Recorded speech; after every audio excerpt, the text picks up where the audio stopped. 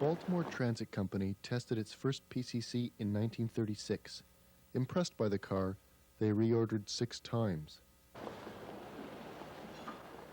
Bought by National City Lines, they would become another statistic, finally dismantling in November of 1963.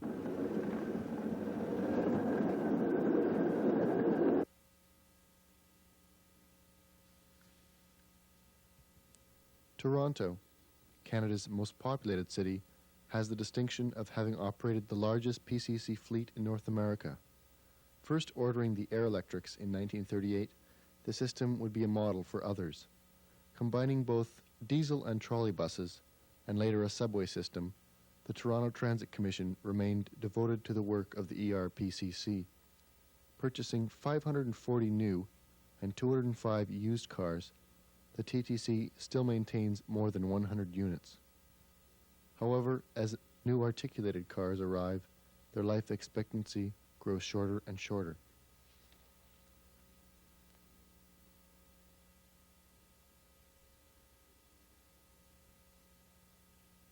Philadelphia Rapid Transit Company, although not a member of ERPCC, became one of its biggest customers. Starting off with 20 cars in 1938, the fleet grew to 500. National City Lines took control of the system, and within 4 years, 75% of its trolleys disappeared. Southeastern Pennsylvania Transit Authority purchased the well-maintained system and then let it deteriorate to one of the worst in North America. A car house fire in the fall of 1975 further reduced their inventory. Still operating roughly 100 cars, Philadelphia remains one of the last cities to operate PCCs.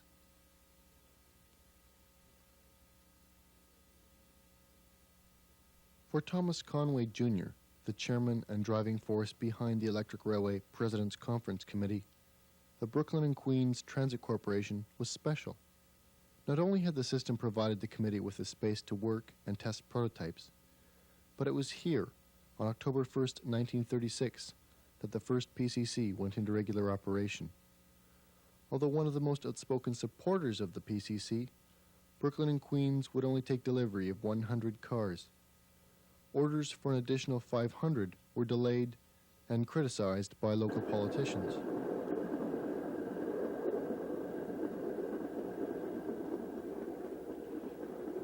America's second largest city would never realize its rail transit potential and dismantle its trolley system on November 20th, 1955, exactly 19 years and 10 months after its inauguration.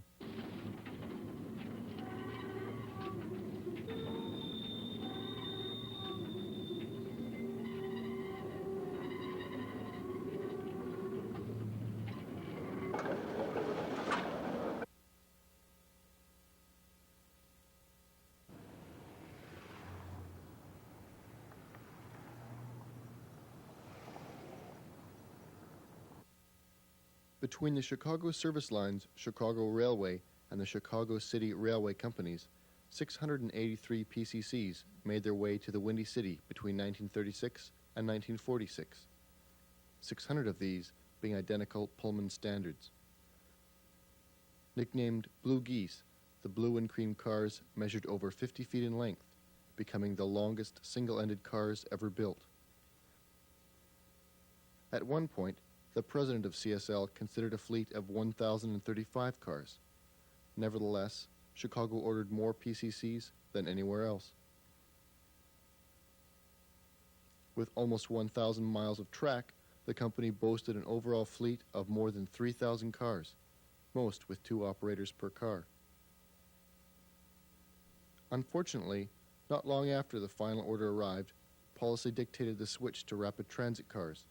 Between 1953 and 1960, 570 of the 600 identical cars had their trucks and controls removed and attached to PCC subway elevated bodies.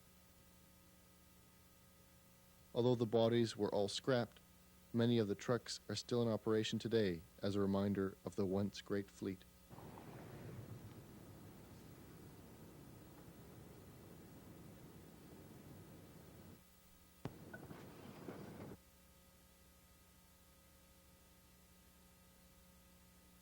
In an effort to give each manufacturer a chance to prove their product, the Cincinnati Street Railway Company placed orders in 1938 for one Brill liner, one Pullman Standard, and one St. Louis car. Finally deciding on the St. Louis units, they took delivery of 26 new cars in mid-1940. However, their lives were short-lived. Strangely enough, only 18 months later, the city passed an ordinance that called for the abolition of the streetcar. In August of 1950, all but 2 of the cars were sold to Toronto. A year later, both took their last fares and were scrapped.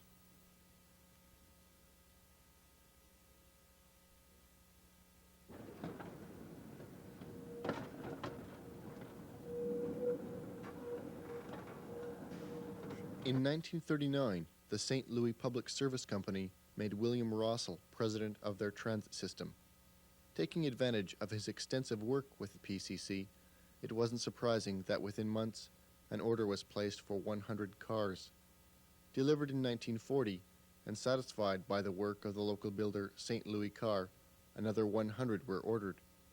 Soon after the second order was delivered, National City Lines began buying up stock in the company, and in 1944, Rossell, the man responsible for standee windows and all-electric controls, was faced with the prospect of working for a company responsible for the dismantling of so many PCC systems. He returned to work for the Transit Research Corporation, the group now licensing the patents to ERPCC's work. Oddly enough, the new company, after taking control, ordered 100 new cars, bringing the fleet to 300. Admitting that they were good profit makers, they would operate PCCs until May of 1966, when the tracks were removed. Most of the well-maintained cars were resold, the rest scrapped.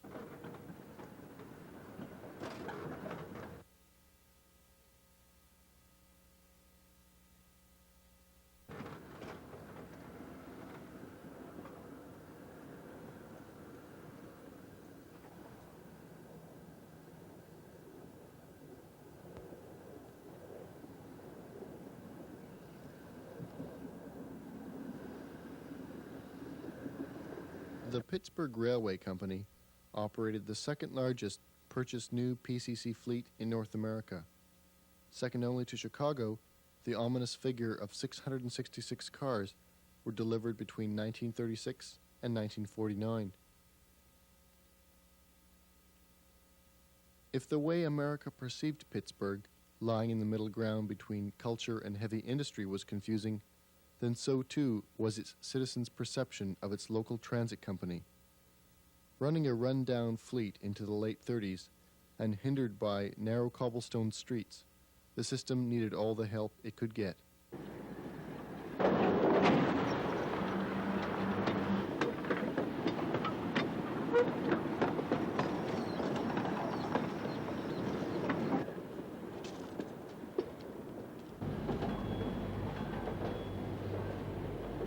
Impressed with their first order of only one St. Louis demonstrator in 1936, they would reorder 7 times.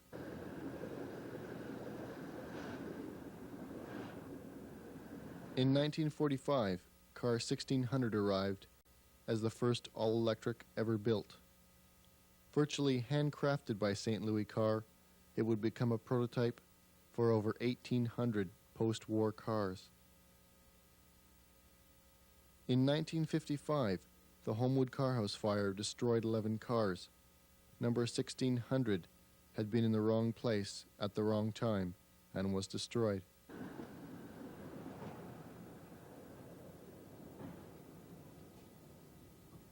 Although noted for top-notch mechanical upkeep, the bodywork left something to be desired in later years. A large portion of the system was dismantled in 1952, but at least 30 cars that had been altered for interurban use were still in service in 1982. The few diehards that are left are not expected to last out the decade. For one reason or another, our photographer seemed to take a special interest in the Pittsburgh system, filming almost 5 minutes of material here. Considering the size of the fleet and the orders filled, this footage probably best represents a PCC system performing its duties during its prime years.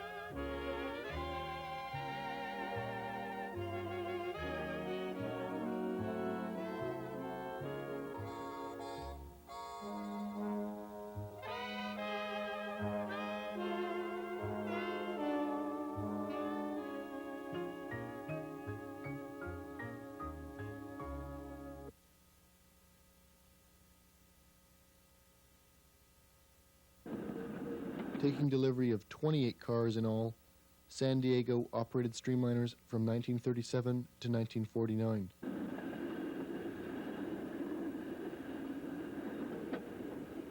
Having sold off 20 of the well-preserved cars to El Paso, the remaining 8 never found a buyer.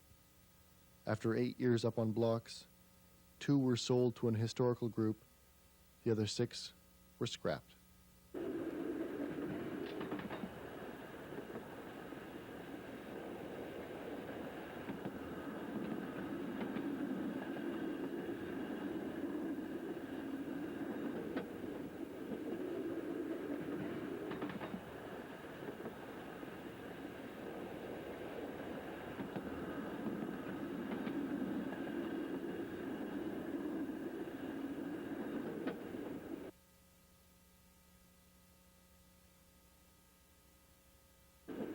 In 1939, the San Francisco Municipal Railway Company ordered the first 5 double-ended cars built.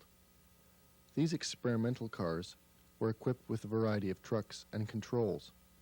Satisfied with their performance, they were nicknamed Magic Carpet Cars.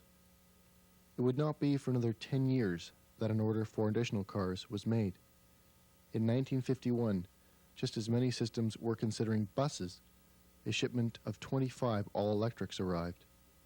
This order was the last filled domestically by either manufacturer. In the years to follow, San Francisco purchased used cars from all over the continent. The majority of the fleet operated into the late 70s. In September of 1982, 50 were selected for dead storage. The rest were scrapped.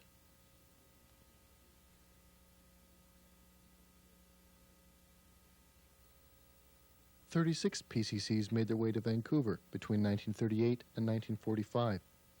Plans for a much larger fleet were squashed by local government. In 1955, the British Columbia Electric Railway Company shut down its PCC operation. In case you're wondering, the X on the front of some cars denotes a front entrance car.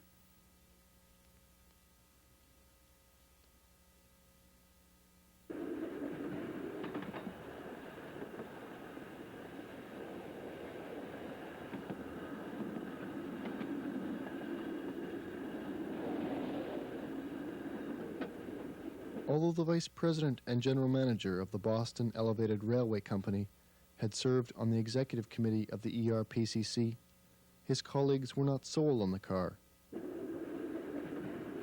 Starting off with only one in May of 1937, it would be almost 4 years until they would order more. Initially, the cars were painted orange and cream with a tan roof as a blackout measure during the Second World War.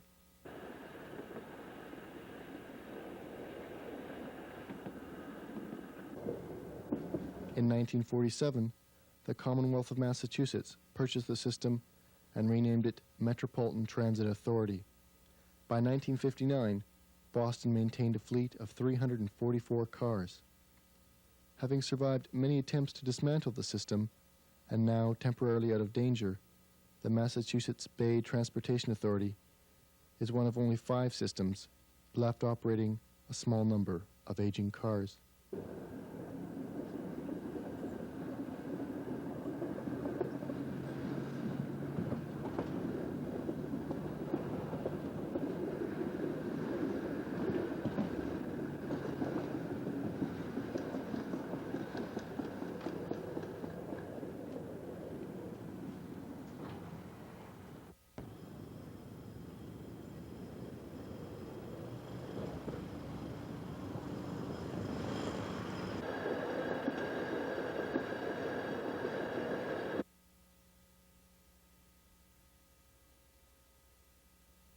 An active participant in the ERPCC, the Los Angeles Railway Company, was one of the first to place orders in 1936. The 60 single-end cars were unveiled in a ceremony in March of 1937, attended by child star Shirley Temple. Large orders for additional cars were reduced due to financial setbacks caused by the Depression. The system was sold in 1945 and renamed American City Lines. The stockholders turned out to be National City Lines, General Motors, Firestone, and a number of petroleum companies, neither of which had any interest in a machine that didn't have tires, didn't use gasoline, and wasn't built by General Motors. An order for 40 extra-wide all-electrics in 1945 was believed to have been done in order to sway federal Justice Department officials investigating the antitrust suits filed. The system dwindled and ground to a halt in 1963. The majority of the cars were sold to Cairo, Egypt, and are still operating today.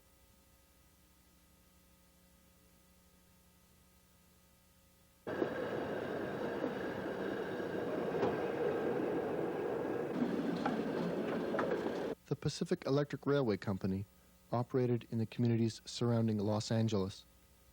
Initially deciding to dismantle its Glendale-Burbank line, waning to political pressure, Pacific Electric was now in the market for new cars.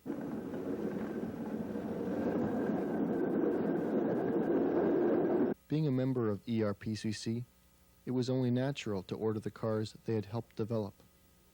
Originally planning on only 10, the order was increased to 30 Pullman standards.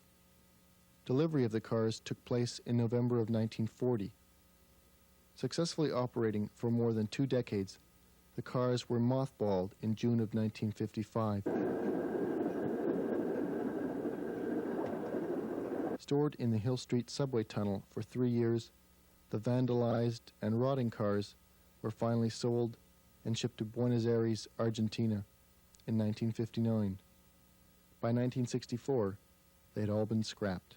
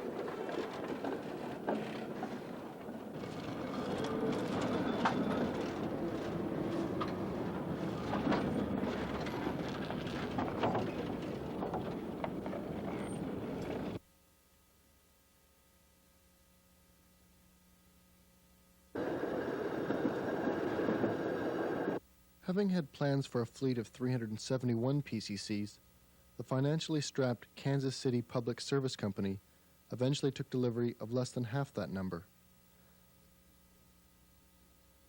By the early 50s, management attempted to unload the vehicles without much luck. In June of 1957, the system was closed. Some of the well-maintained cars went to Tampico, Toronto, and San Francisco. The rest were scrapped.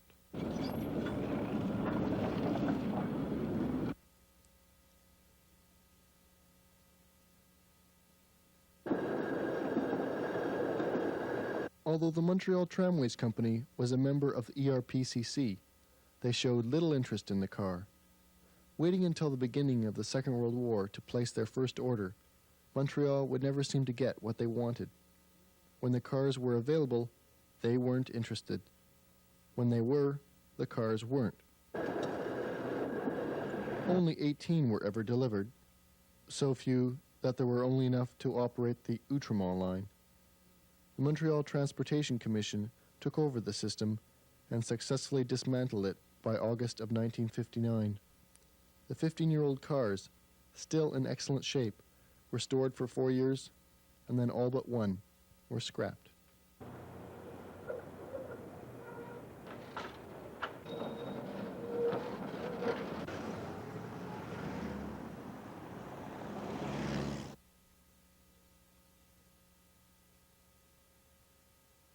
For mainly political reasons, Atlantic City and Shore Railroad decided to purchase 26 Brill liners. Advertised as the better choice, it would remain the only city to seriously operate the cars.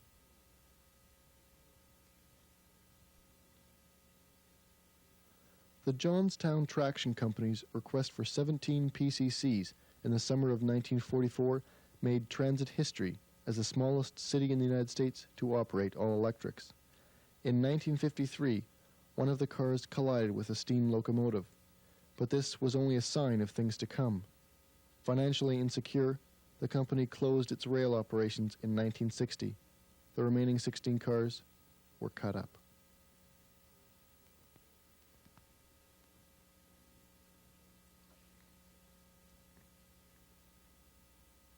Capital Transit Company was the result of a merger by Washington's two competing railway systems.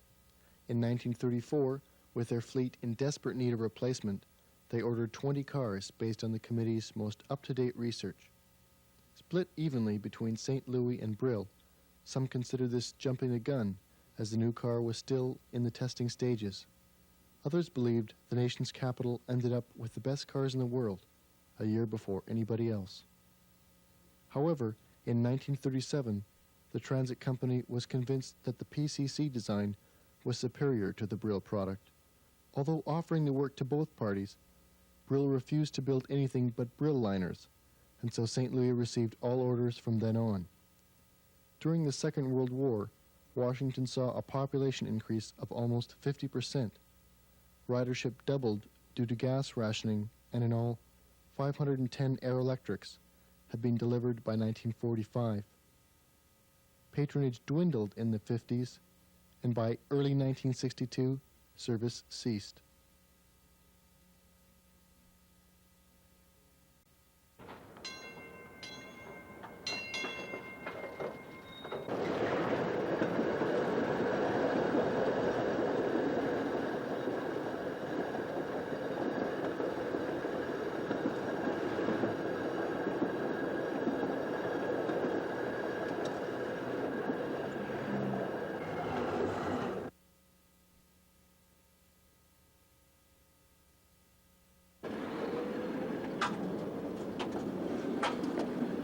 The financially insecure Cleveland Railway Company had been interested in PCCs as early as 1935. Never overcoming the lack of funds, the company was sold to the city of Cleveland in 1942, a practice that would become more common in the years to come. The city had at one point planned for a fleet of 450 cars. However, their first and only order for a mere 50 new cars did not come until the spring of 1944. Eventually purchasing 25 unused cars from Louisville, the fleet of 75 vehicles spent the next 5 years alongside a rebuilt fleet of 30-year-old Peter Witts. In August of 1952, the entire fleet was sold to the city of Toronto. Strangely enough, Cleveland continued to run the Witts for another year. A rapid transit system was opened in 1955 and still operates today.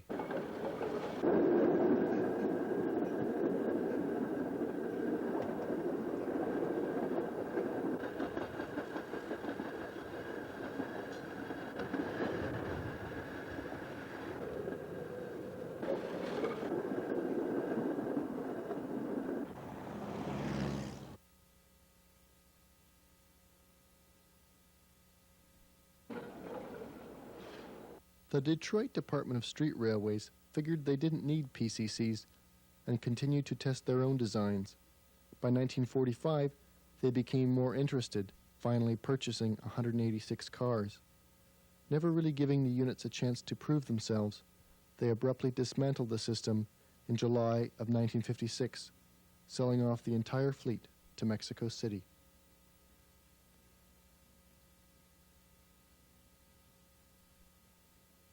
The Twin City Rapid Transit Company was another latecomer to the PCC market, being interested in the car only after several thousand of the cars had proven their worth elsewhere. The story is somewhat familiar for those who waited. In all, an impressive 141 cars were purchased. Unfortunately, an unscrupulous businessman moved in and abruptly replaced the entire fleet with buses by mid-1954. The 7-year-old cars were quickly unloaded on Shaker Heights, Newark, and Mexico City. Later convicted of fraud and conspiracy in federal court, the damage had been done, and the system was gone for good.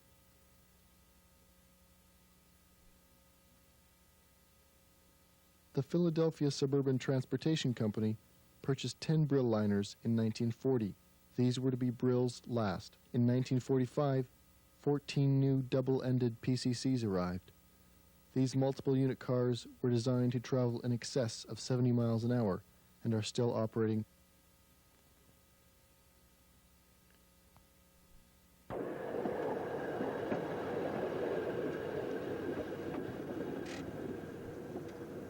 The city of Shaker Heights, Ohio, purchased the Cleveland Interurban Railway in 1944. A latecomer to the PCC market, experimental testing of an all-electric did not take place until June 1946. Sold on the car, 25 multiple-unit Pullman Standards were ordered. Running as many as 6 cars in length, the Shaker Rapid became extremely popular. Additional second-hand units were acquired from St. Louis, Minneapolis, Newark, and Toronto. Coincidentally, the second-hand Toronto cars had been ex-Cleveland cars. With the 1981 delivery of modern LRVs, all but a few have been scrapped.